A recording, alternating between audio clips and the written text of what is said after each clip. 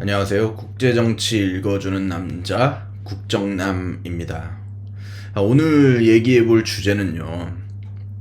지금 우크라이나 전쟁이 지금 1년째를 지금 넘어서 2년째 다 되어가고 있는데, 이 우크라이나 전쟁에 대해서 지금 우리가 이 우크라이나 전쟁으로 과연 무엇을 배웠나, 지금 이 상황이 도대체 어떻게 돌아가는가에 대한 이야기를 좀 해본과 동시에 가장 좀 주요한 주제로서는 지금 우크라이나 전쟁, 러시아 이 전쟁이 1차 세계대전 발발 당시와 어느 정도 좀 공통점을 공유하고 있다라고 좀 얘기를 나눠보고 싶은데요.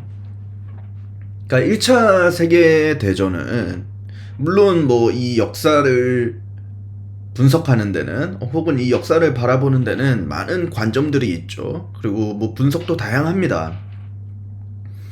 하지만 역사는 기본적으로 E.H. 카가 말했듯이 구조적 요인이 있고 우연적 요소가 있어요. 자, 구조적 요인과 지금 우연적 요인을 얘기했는데,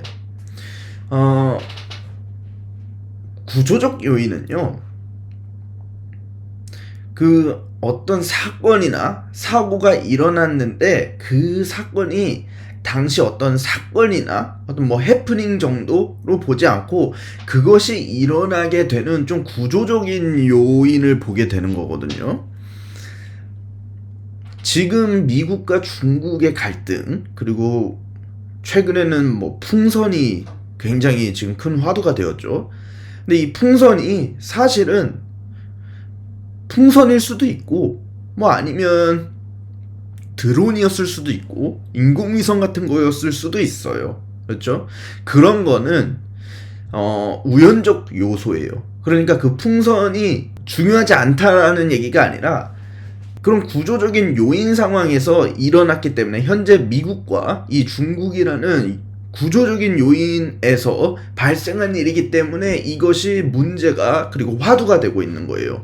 만약에 이게 정말 뜬금없이 대한민국과 뭐 그래도 좀 라이벌리, 어떤 좀 라이벌 관계를 형성하지 않는 좀 생뚱맞은 나라가 어디 있을까요? 뭐 멕시코라고 해봅시다. 아니면 파라과이라고 해볼까요? 파라과이와 멕시코는 대한민국과는 뭐 갈등 관계가 크게 없습니다. 그렇죠? 대한민국과 일본이나 대한민국과 북한과 비교했을 때 그냥 먼 나라의 일이에요. 사실 국민 대중들에게는 좀 그렇죠. 근데 만약에 파라과이의 풍선이 대한민국에 들어왔다고 쳐봅시다. 그럼 지금처럼 이런 갈등이 고조되는 상황이 나올까요? 그냥 죄송합니다, 잘못 들어갔습니다 하고 뭐 끝났을 해프닝으로 끝났겠죠. 이제 이런 것을 바라보는 게 구조거든요. 그러니까 이런 구조적 요인과 우연적 요인을 잘 구분하는 게 이 역사를 판단하고 역사를 이제 분석하는데 가장 좀 중요한 요인 중에 하나가 된다라고 말한 게 이제 E.H. 카, 유명하죠. 역사란 무엇인가라는 책에서 이제 한 말인데, 그러니까 지금 세계의 구조가 어떻게 되어 있길래 이렇게 갈등이 고조가 되고 있는가, 그리고 이 우크라이나와 러시아 전쟁이 어떻게 해서 이 1차 세계대전과 비슷한 구조를 가지고 있는가에 대한 이야기를 하려고 하는 겁니다. 그러니까 1차 세계대전에는, 사실 1차 세계대전은 사라예보 사건으로 발발했다 라고 교과서에서, 학교에서 그렇게 가르치죠. 뭐 물론 틀린 말은 아닙니다. 그것이 이제 트리거가 된 거죠. 트리거는 이제 방아쇠를 잡아당기다 라는 뜻인데, 그러니까 그것이 방아쇠가 돼서 이제 1차 세계대전이 발발을 한 거예요. 근데 그 방아쇠를 당길 때 방아쇠를 겨누는 사람이 있고, 방아쇠에 타겟이 되는 사람이 있고, 그 상황과 맥락이라는 게 있는 거죠. 왜 방아쇠를 당겼으며 어쩌다가 그렇게 당길 수밖에 없었는가, 뭐 이런 맥락 있죠. 구조, 이런 것이 1차 세계대전을 1차 세계대전뿐만이 아니라 뭐 대부분의 어떤 전쟁 역사라든지 어떤 역사에서 굵직굵직한 굵직굵직한 사건들을 다룰 때마다 이런 구조적인 요인을 보는 건 매우 매우 중요한 일이에요. 그러니까 그런 거를 볼 때 지금 1차 세계대전과 현재 상황이 1차 세계대전 직전에 이제 일어나는 상황과 현재 상황이 꽤 비슷해요.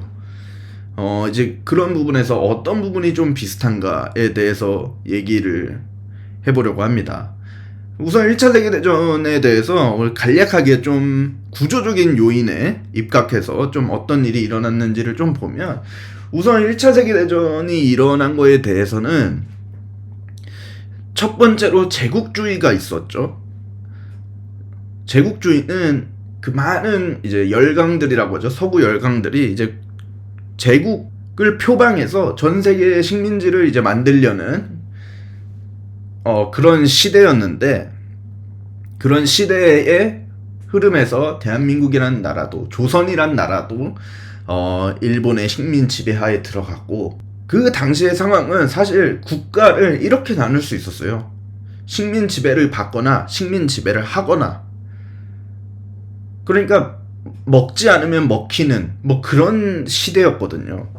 그런 시대에서 사실 영국이랑 프랑스가 전 세계를 거의 양분하다시피 했죠. 전 세계를 양분하다시피 했는데, 사실 프랑스와 영국은 서로 나름 인정해주는 분위기였어요. 그러니까 영국이 거길 먹네? 그럼 프랑스는 여길 먹어도 되겠지. 뭐 이렇게 생각을 하고, 프랑스가 여길 먹네? 그래, 오케이, 인정해줄게. 그럼 우리는 여길 먹을게. 이렇게 서로 좀 나름대로의, 참 이런 표현이 뭐 어쩔지 모르겠지만 나름 사이좋게 좀 나눠 먹고 있었습니다.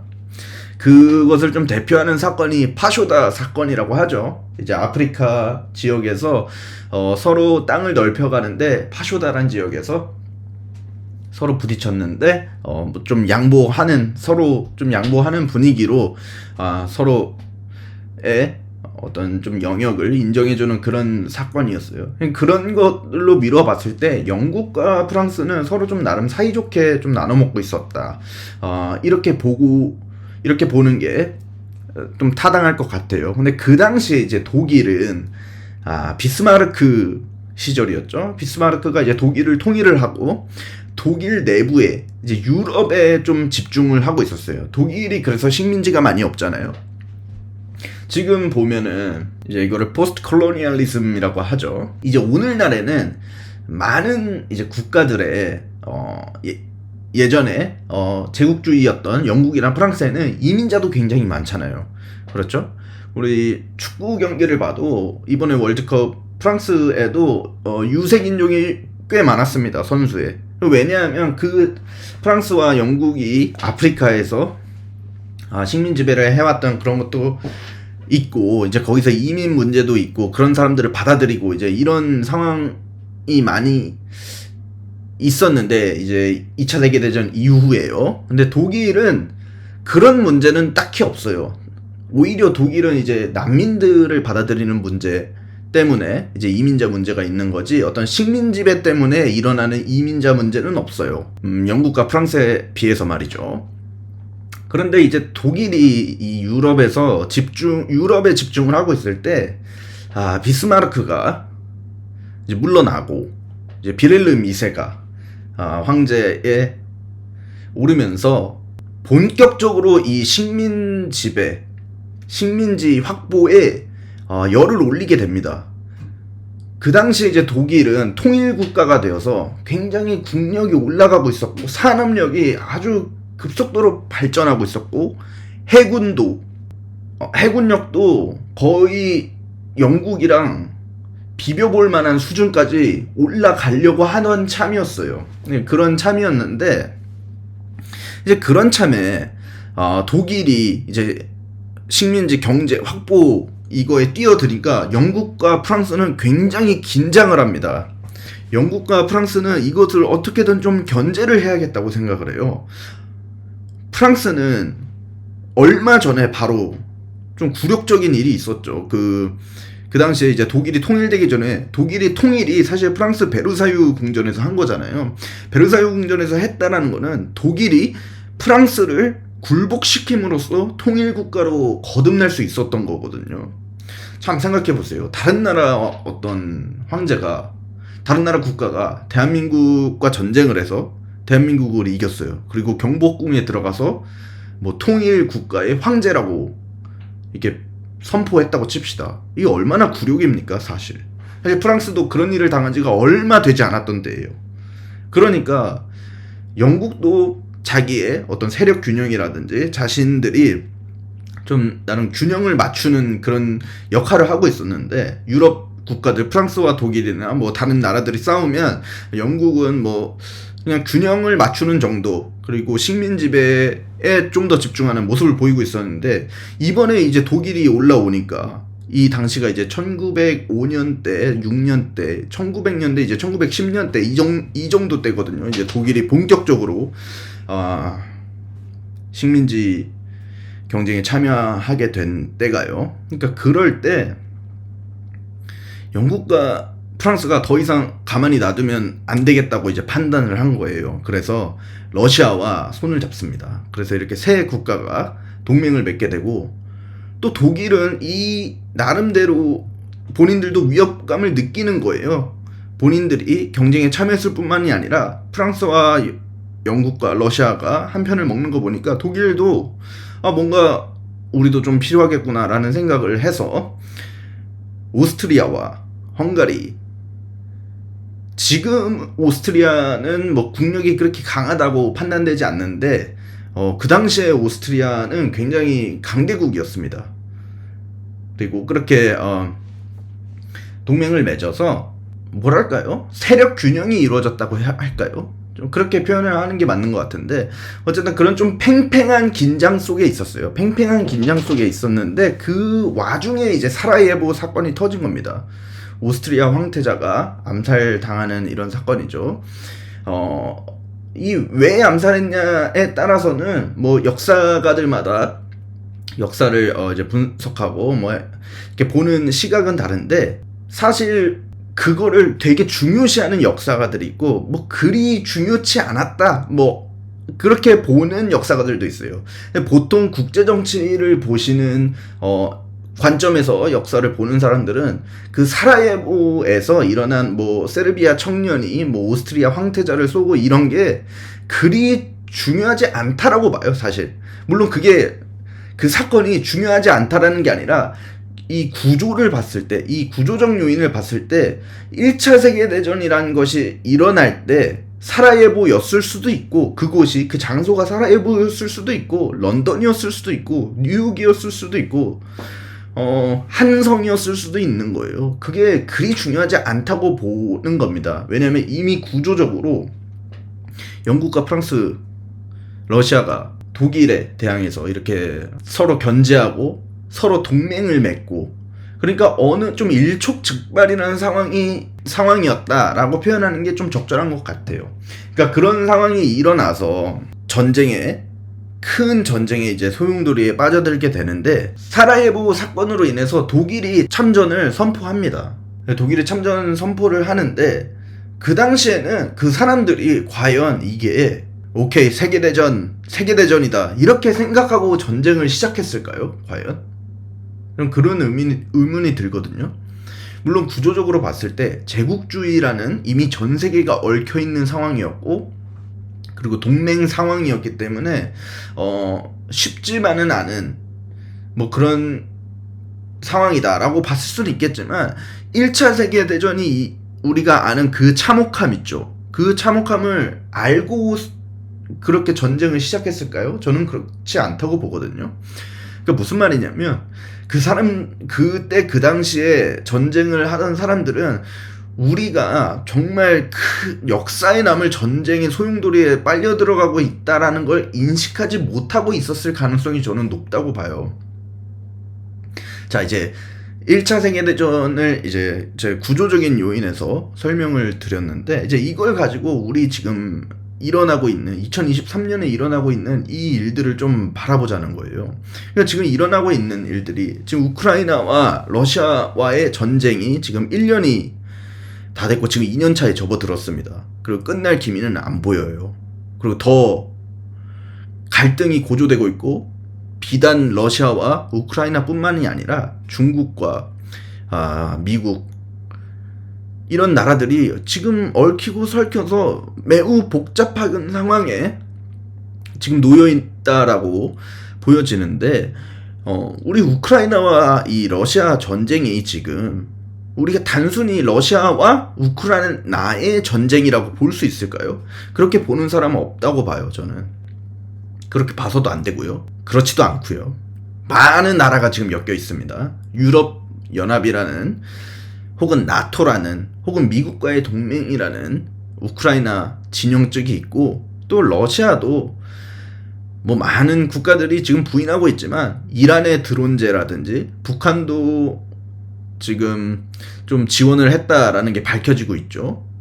중국과는 이 파트너십은 뭐 말할 것도 없고요. 그러니까 지금 이 우크라이나 러시아 전쟁이 우크라이나와 러시아만의 전쟁이 아니라 지금 전 세계가 얽혀 있는 상황인 거예요. 푸틴이 이 우크라이나 전쟁을 군사작전이라고 표현을 했죠. 최근에는 좀 전쟁이라는 단어도 이제 본인 입으로 좀 말하고 있긴 한데, 그래도 뭐 사실상 부분 동원령이긴 하지만 그렇게까지 했다면 사실상 본인도 이제 전쟁이라는 걸 알겠죠. 그리고 처음부터 전쟁이라는 걸 알았지만 그냥 용어를 군사작전이라는 용어를 사용한 거예요. 자, 이 군사작전이라는 용어를 사용을 할 때 푸틴이 이 전쟁을 시작하기 전에 일종의 출사표 같은 에세이를 던집니다. 이 에세이가 이게 푸틴이 내가 이 군사작전을 왜 하는지에 대해서 설명을 하는 그런 에세이인데, 그런 글인데 일종의 출사표입니다. 내가 이걸 왜 하는지에 대해서.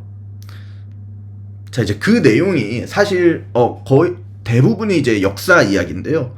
이 요약을 하자면 우크라이나와 러시아는 원래부터 한 나라였고, 소련 때도 우크라이나와 러시아의 이 관계를 얘기를 하면서 러시아와 우크라이나는 애초에 한 나라다라는 것을 얘기하기 위해서 역사 이야기를 해요. 그러면서 푸틴이 사실상 적을 우크라이나로 보는 게 아니라 우크라이나의 뒤에 있는 이 나치 세력이라는 표현을 씁니다. 이 나치 세력이라는 말이 참 재밌어요. 2022년에 그런 말을 썼습니다. 나치라는 말을요. 이 나치가 이 러시아에게 주는 의미가 무엇일까요?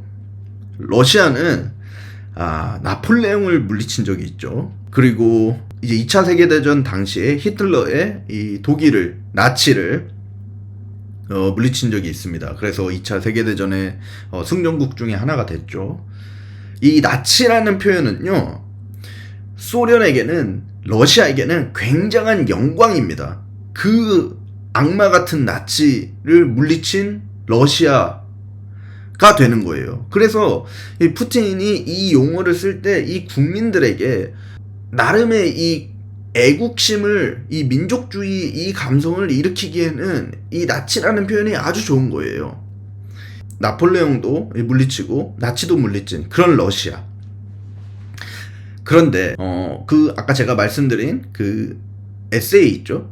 이제 여기서 사실 우크라이나가 뭐 잘못했다 뭐 이런 얘기는 거의 없어요. 그냥 우크라이나와 러시아는 하나인데 그 뒤에 있는 너네 서방 세력, 너네 나치 세력이 자꾸 러시아를 흔들잖아. 이런 뉘앙스를 풍기면서 그런 얘기를 하는 겁니다. 그러니까 이거는 뭐 전쟁 그런 게 아니라 그냥 우리 집안 단속하는 거야 라는 뉘앙스를 많이 풍깁니다. 그런 우리 집안 단속을 하는데 얘네가 나치 세력에, 우크라이나가 나치 세력에 지금 빠져서 지금 정신을 못 차리고 있으니 우리가 혼내줘서라도 좀 정신을 차리게 해서 다시 원래 그 러시아와 우크라이나 그 관계를 모색하겠다, 이제 이런 얘기를 합니다. 그래서 사실 그게 이 마지막 줄에 나오는데 이게 거의 주요 요지라고 보시면 돼요. 그 푸틴이 우크라이나 전쟁을 시작하기 전에 했던 그런 출사표의 내용이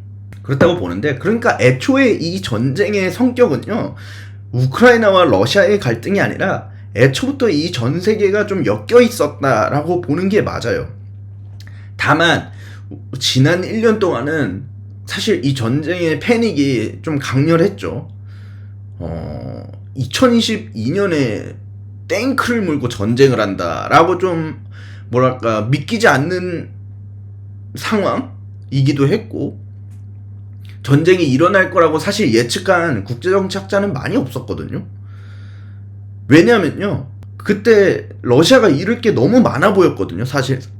그러니까 뭐랄까 얻을 게 전혀 없어 보였어요. 그걸 해서 어떤 국익에 도움이 되나?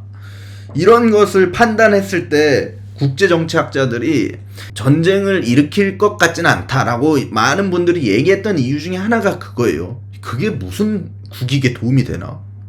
아니, 이런 정말 무모한 짓을 한다고? 대부분 이런 반응이었죠. 근데 그런 무모한 짓을 했습니다. 참 예상을 벗어났어요.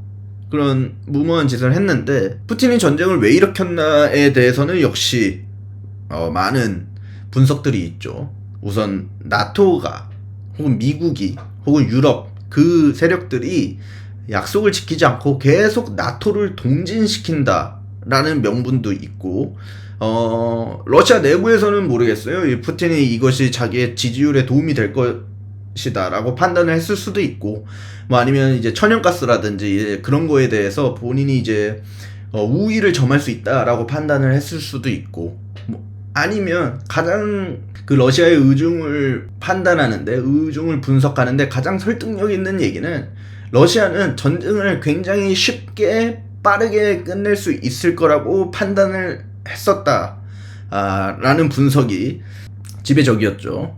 근데 그렇게 되진 않았어요. 젤렌스키 대통령의 그 리더십이 저는 굉장히 큰 몫을 했다고 보는데, 어쨌든 러시아의 뜻대로 되고 있지 않습니다. 그리고 그렇게 뜻대로 되지 않은 지 지금 1년차가 다 됐어요. 그리고 2년차에 접어들었어요. 그리고 미국과 유럽 국가들의 지원은 갈수록 커지고 있고요. 러시아는 이란이나 중국이나 북한에 대한 지원을 뭐 이제 받았다고 봐야죠. 이제 숨길 수도 없어요. 그걸 숨기는 게 한계는 있어요. 자, 그렇다 보니까 지금 많은 국가들이 굉장히 얽히고 얽히고 설켜 있단 말이에요. 자, 우리는 지금 2023년 지금 2월 달을 보내고 있는 우리한테는 이게 세계대전이라고 보이지 않을 수도 있어요. 그런데 1차 세계대전 때 어떤 그 많은 국가들이 1차 세계대전이라는 것을 빠진다라고 인식하고 빠진 게 아니듯이, 지금 어쩌면 우리 세계도 이 우크라이나 러시아 전쟁이라는 것에서 많은 동맹국들이 엮여 있고 서로의 이해관계가 얽혀 있는데, 어쩌면 그런 전쟁 속에 빠지고 있는 것이 아닌가라는 생각이 드는 거예요. 좀 그런 면에서 봤을 때, 구조적으로 봤을 때 지금 중국과 미국의 이 갈등은 하루아침에 일어난 것은 아닙니다.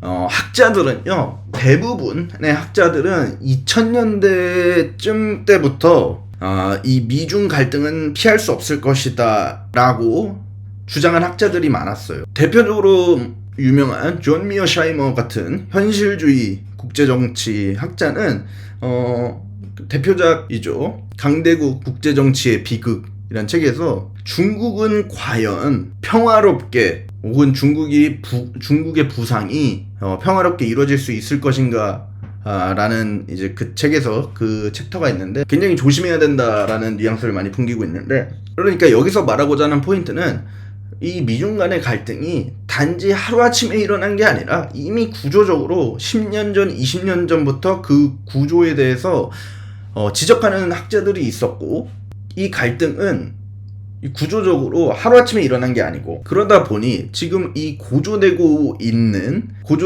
미중 갈등이 중국과 러시아를 더욱 가깝게 만들고, 미국과 유럽을 더욱 가깝게 만들고, 우크라이나에서 이 미사일과 포탄을 소비하게 만들고, 지금 그런 상황을 봤을 때, 우리가 그 1차 세계대전 때 그 전쟁의 어떤, 이렇게 표현하는 학자들이 있거든요. 이렇게 표현하는 역사가들이 있는데, 마치 뭔가에 홀린 듯이 그 1차 세계대전 안으로 빨려들었다, 이런 식의 표현을 하는 역사학자들이 있어요. 참 우리도 지금은 지각하지 못하고 있어요. 깨닫지 못하고 있습니다. 이것이 세계전쟁의 어쩌면 세계전쟁은 이미 시작됐을 수도 있다라는 생각이 문득 드는 거예요. 물론 지금은 이것이 세계대전이다 아니다는 뭐 가봐야 알겠죠. 3년 뒤, 5년 뒤, 10년 뒤 가봐야 알겠지만, 그러니까 여기서 우리가 좀 경각심을 가져야 될 거는, 혹시 우리도 그냥 모른 채 빨려 들어가고 있는 거 아닐까? 라는 생각이 드는 거예요. 그런 생각이 들면서 오늘 이제 지금 중국과 미국의 풍선 얘기가 텐션이 높아지고 있는데, 사실 풍선 되게 가볍게 넘길 수도 있는 거거든요. 물론 지금 상황에서 가볍지 않습니다. 이게 굉장히 중요해요. 그러니까 미중 갈등의 어떤 좀 굵직굵직한 사건을 봤을 때 우리가 이제 타임라인이라고 하잖아요. 이 타임라인에 크게 동그라미 쳐가면서 어떤 역사의 흐름을 좀 볼 수 있는데, 저는 가장 좀 최근에 굵직했던 거는 펠로시 하원 의장의 대만 방문, 이것이 굉장히 굵직했고, 저는 이 풍선도 그에 못지않은, 지금 진행 중이니까요, 그에 못지않은 혹은 그 이상의 어떤 굵직한 사건으로 기록될 확률이 높다라고 저는 보거든요. 왜냐하면 이것이 이제 발판이 되기 때문이에요. 지금까지는 어떤 뭐랄까 미국과 중국 간의 경제적인 경쟁은 이제 무역 전쟁이라고 하죠. 트럼프 대통령 시절에 한 무역 전쟁, 물론 지금도 이어지고 있습니다만 어떤 좀 구조, 미중 갈등이랑 구조 상황에서 보면, 그런데 군사적으로 직접적으로 대치하진 않았거든요. 그러니까 군사적 대응이란 건 없었어요. 물론 군사적 대응이라는 것도 좀 말이 굉장히 범위가 넓습니다. 어떻게 보면 미국의 뭐 항해의 자유 작전이라든지 대만 해협에서 혹은 남중국해에서 또 좀 미국과 연합국들이 훈련하는 것도 뭐 군사적 대응이라면 대응이라고 볼 수 있는데, 그거는 하지만 일종의 상비군의 훈련이라고 보는 게 타당하고, 어떤 영토 침입이나 이런 거에 대한 군사적 대응은 지금까지는 없었단 말이에요. 근데 이번에 제트기가 날아가서 그거를 격추를 시켰습니다. 그리고 지금 계속 뭐 전 세계 곳곳에 그거 풍선들이 발견되고 있다고 해요. 그리고 지금까지, 지금 이 녹화하는 날짜가 2023년 2월 13일인데 현재 미국에서 그 풍선 혹은 뭐 어떤 비행 물체를 4개를 지금 격추를 시켰다고 하네요. 참 이것이, 저는 군사적 대응이라는 것을 되게 좀 집중을 하고 싶은데, 그러니까 지금까지 없었던 대응이었던 거예요. 군사적 대응이라는 게. 그리고 이 격추에 대해서 분석하시는 학술지나 뭐 학자들을 얘기를 들어보면, 이것이 지금까지는 어떻게 보면 미국과 중국의 갈등이 정치적인 혹은 정부의 이야기였다라고 본다면, 이 격추라는 사건이 이 미국 국민들, 전 세계 사람들이 다 본 거잖아요. 군사적 대응을 한다는 게. 특히 미국 사람들한테는 어떤 좀 쇼킹인 거예요. 그러니까 좀 쇼크인 거예요. 왜냐, 중국 뭐 정찰 풍선이 스파이 풍선이라고 표현을 하는데, 미국에서는 그냥 미국 땅을 들어와서 저기 몬타나주에 있는, 거기가 이제 좀 핵무기 이런 것도 있는 시설이 있는 지역인데, 그 지역도 그냥 보고 날아가고, 이런 걸 보면서 미국 국민들이 무슨 생각을 했겠어요? 정말 중국이 이제는 단순히 경제적인 어떤 위협을 넘어서 이제는 정말로 안보적으로 좀 위협이라는 그런 인식이 생겼을 거예요.